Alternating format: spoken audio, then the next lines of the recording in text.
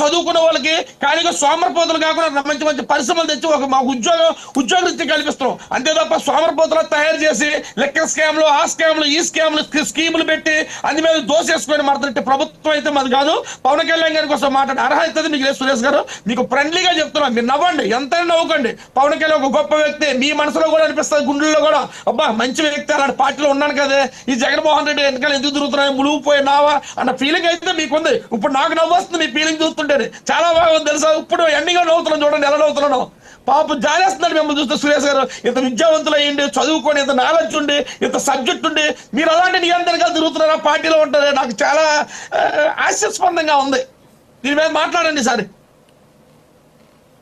Okay sir, okay sir, okay. Suresh గారు react అవ్వండి. శ్రీనివాస్ గారు, రావణాసురుడు విధిరాత వలన ఆయన రకంగా ఆయన చరిత్ర ముగిసింది, కానీ వాస్తవానికి రావణాసురుడు అనేక రకాల యుద్ధ కళలు, సాహిత్యము, సంగీతము, శాస్త్రీయము అన్నిట్లో కూడా ఆయన దిట్ట. చాలా గొప్ప వ్యక్తి, చాణక్యుడు. ఆయన యుద్ధ నీతిలో గాని, రాజనీతిలో గాని, పరిపాలనలో గాని రావణాసురుడు చాలా దిట్ట, గొప్ప వ్యక్తి. రావణాసురుడితో పోల్చుకుంటారన్నమాట మీ నాయకుని ఒప్పుకున్నారు. మీరు రావణాసురుని తక్కువగా చేసి నేను రావణాసురుడి భక్తుడిగా మీకు వాస్తవానికి రావణాసురుడి భక్తుడిని నేను, అందుకని వస్తాయి. ఒక నిమిషం నేను మాట్లాడిన తర్వాత ఇప్పుడు నేనేమంటున్నానంటే, వాస్తవానికి ఏదైనా మనం మాట్లాడితే గణాంకాలతో ప్రజలు నమ్మేటువంటి రీతిలో ఉంటే బాగుంటుందని నేను ఇందాక కూడా 4000 రోజుల రాజకీయ చరిత్రలో పట్టుమని 10% కూడా రాజకీయానికి సమయాన్ని కేటాయించలేనటువంటి వ్యక్తి పవన్ కళ్యాణ్ గారు అన్న. దానికి మీరు ఆధారాలు ఏమన్నా చూపించగలుగుతారా? 3 కోట్లు ఇచ్చారు, 30 కోట్లు ఇచ్చారు, రైతులను ఆదుకున్నారన్నారు. పరిపాలన అనేది తీసుకొని దయచేసి మాట్లాడవద్దండి.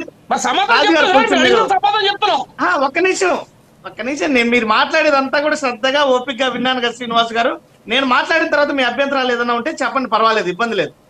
అయితే ఇక నేనేమంటున్నానంటే, మీరు ఇందాక మాటల్లో అనేక పెద్ద పెద్ద పదాలు, దౌర్భాగ్యము, దుర్భరము, నీచాతి నీచము, ఇన్ని మాటలు మాట్లాడారు. వాస్తవానికి మీరు మాట్లాడిన ప్రతి మాట పవన్ కళ్యాణ్ గారికి మ్యాచ్ అవుతుంది. నీచాతి నీచం అంటే ఏంటంటే, సొంత పార్టీ ఉండగా 11 ఏళ్ల సొంత రాజకీయ పార్టీని ముందుకు నడపలేక ఇతర పార్టీకానికి ఊడిగం చేయడము, ఇతర పార్టీకి జెండాలు మోయడము, ఇతర పార్టీకి అధికారం ఇవ్వడం కోసం వాళ్ళని భుజాల మోయడము నీచాతి నీచము.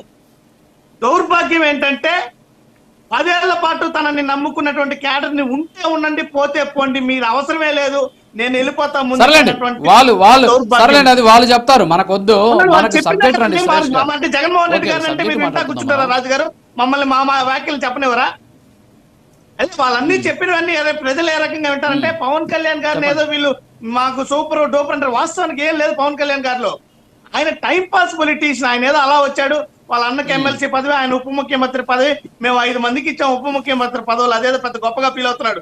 దానివల్ల ఏదైనా ప్రజలకు మంచి చేస్తే, దానివల్ల ఆయన చరిత్రలో నిలిచిపోయేటువంటి 4 సంక్షేమ పథకాలు తీసుకొని వస్తే, దానికి గొప్పగా ఆయన ఏదన్నా ఈ రోజు కనీసం కేబినెట్ మీటింగ్లు కూడా హాజరు కాలేకపోయే పరిస్థితి. ఆయన ఒకటే సార్, ఎవరైనా రాజకీయ నాయకుడు అంతిమ లక్ష్యం ప్రజల హృదయాల్లో నిలిచిపోవాలా. ఈ రోజు జగన్మోహన్ రెడ్డి గారి కన్నా ఎక్కువ సంక్షేమం చేస్తామన్న దాని వల్ల ప్రజలు ఆశ చూపారని మొదట్లోనే చెప్పా. అది బండారు వంశీకృష్ణ గారు కూడా గుర్తు పెట్టుకోవాలా. నేను మంచి చేస్తేనే ఓట్లు వేయండి అని చెప్పారు జగన్మోహన్ రెడ్డి గారు, కానీ ఆ మంచి కన్నా ఎక్కువ చేస్తానన్నారు మీ నాయకులు. అది మీరు మర్చిపోకూడదు. సంపద సృష్టించి పంచి పెడతానన్నారు. ఈ రోజు ఆడబిడ్డలకి ఆడయ్యే ఉచిత బస్సు అంటే P4, ఆడబిడ్డ నిధి ఆడనే P4, నిరుద్యోగ వృత్తి ఆడయ్య అంటే P4. ఆ P4 ఏదో మాకు అర్థం కావడం లేదు. ఏంది ప్రజల్ని మభ్య పెట్టేటువంటి మాటలు, నీచాతి నిజమైనటువంటి నమ్మక ద్రోహము, ఇవన్నీ కూడా మంచి పద్ధతి కాదు. ప్రజలకు ఇచ్చిన మాట తప్పకుండా పాటించగలిగితే ఏడాదిలో కనీసం 3 సిలిండర్లు, ఆ 3 సిలిండర్లన్నా ఇచ్చారా? అది లేదు. ఎక్కడ మీరు ఒక్క సంక్షేమ పథకం 143 చెప్పారు. ఈ 143లో ఈ ఏడాదిలో మేము సంపూర్ణంగా అమలు చేసినటువంటి హామీని గుండెల మీద చేసుకొని ఒక్కటి చెప్పండి చాలు. ఒకటే అడుగుతున్నాం, పూర్తిగా సంపూర్తిగా. పెన్షన్ అన్నారు మీరు, ఎస్సీ ఎస్టీ బీసీ మైనార్టీలు 20 లక్షల మందికి దరఖాస్తులు తీసుకున్నారా? 50 సంవత్సరాల పెన్షన్ ఇచ్చారా? ఉచిత బస్సు ఇచ్చారా? నిరుద్యోగ వృత్తి ఇచ్చారా? ఆడబిడ్డ నిధి ఇచ్చారా? సిలిండర్లు 3 ఇచ్చారు. ఏది ఇదే చిత్తశుద్ధి, ఇదే నిజాయితీ? ఈ రకమైన వంచిన ప్రజల్ని చేసి మళ్ళా మీరు వచ్చి Okay, మాట్లాడితే ఆయన ఏమంటే పవన్ కళ్యాణ్ గారి గురించి మాట్లాడి Okay. యుద్ధ వీరుడు, సూర్యుడు, ధీరుడు ఏంది? ఊడిగం చేయడానికి ఆయన పార్టీ పెట్టుకుంటే అది పెద్ద గొప్ప. ఆయనకు నమ్ముకొని ఒక సామాజిక వర్గం వస్తే కాపు నేస్తం అనే పథకం జగనన్న పెట్టారు. ఆ కాపు నేస్తం పథకం చంద్రబాబు నాయుడు గారు అమలు చేయాల, తీయేశారు.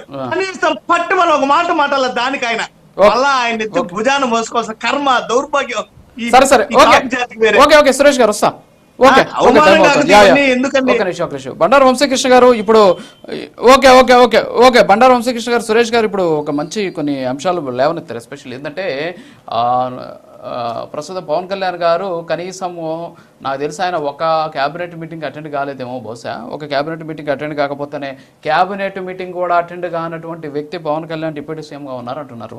మరి వీళ్ళు దాదాపు 11 నెలలు పరిస్థితి, ఈ రెండింటిని ఏ విధంగా అంటారు?